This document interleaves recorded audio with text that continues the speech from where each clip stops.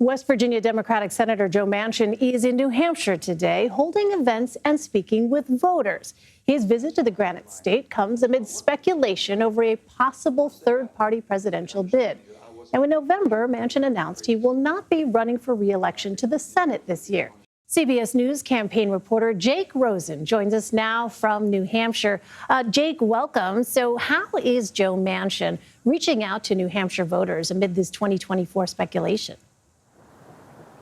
Good to see you, Elaine. Right over the hill behind me is Marianne's Diner. It's where Joe Manchin should be in a couple minutes, speaking and grabbing a cup of coffee with New Hampshire residents. And he spoke earlier this morning at the St. Anselm Institute of Politics, a pretty esteemed institution up here where political donors, elected officials, and decision makers, not just in New Hampshire, but in the New England region, were there to hear him pitch on this centrist message. And basically his hope is that by doing these listening tours, this is just the first day of what he says will be a couple or many, that he can basically put his ear to the ground, leave Washington, D.C., as he's no longer seeking re-election, and basically see if there is an appetite for some kind of third-party presidential bid. Well, Manchin spoke about his reasons for being in New Hampshire today. Let's listen to some of that. I'm not here campaigning. I'm here basically concerned about my country the same as you are. This is not the short game. Yeah. Rick, this is not the short game. This is the long game. The long game is if we don't start now, if it has an impact or not, I don't know. We're going to find out.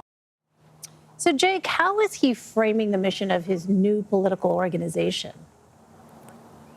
So he's here working with his daughter, who founded a super PAC basically to find the centrist ground. And he basically spoke repeatedly today about how he does not work for the Republican Party. He never worked for the Democratic Party, and all of the heated legislation, the bipartisan infrastructure package, the CHIPS Act, all the things that Joe Manchin was intimately involved with over the last couple years. He basically said that it's time for America to find that lane. That's where a majority of Americans are. And it seemed to be pretty well received in the room. But whether voters want to hear it is a different question, and whether they want to see a third-party candidate spring up, whether it's in New Hampshire or anywhere else in the country, remains to be seen. But Joe Manchin basically making this pitch to voters up here and donors that there needs to be a path forward, or America's decline could potentially be inevitable. He basically talked about the existential threat that America can face if you cannot keep the democracy functioning and passing legislation, working together, and not basically working to kick out your enemies, as he talked about. Meantime, former Maryland Republican Governor Larry Hogan has stepped down from the board of the No Labels political organization that's looking to field a third-party presidential candidate. So, Jake, what could that move mean for a possible third-party bid by Hogan?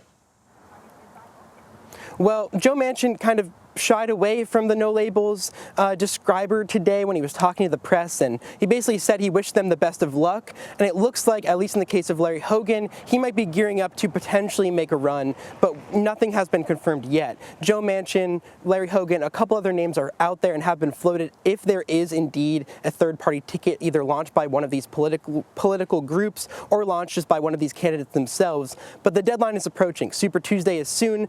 Ballot access dates are coming up and have passed in a lot of these big states. So it really would take, a big push. Larry Hogan, for instance, really follows that Chris Christie model of politician, loud, brash, and has come out strongly against Donald Trump. But as we saw with Chris Christie, it's not a guarantee to work in a state where there's a lot of independent voters that you need to rely on, just like Joe Manchin was talking about. So it remains to be seen whether Hogan or anyone else jumps in this race. All right, Jake Rosen. Jake, thank you so much. Good to see you, Elaine. And a quick programming note, Senator Joe Manchin will be on Face the Nation this Sunday at 10:30 a.m. Eastern on CBS News. Also on Sunday, CBS News' Margaret Brennan will preview the Iowa caucuses at 2 p.m. and 5 p.m. Eastern. And on Monday, join us all day long for up-to-the-minute coverage of the Iowa caucuses right here on CBS News.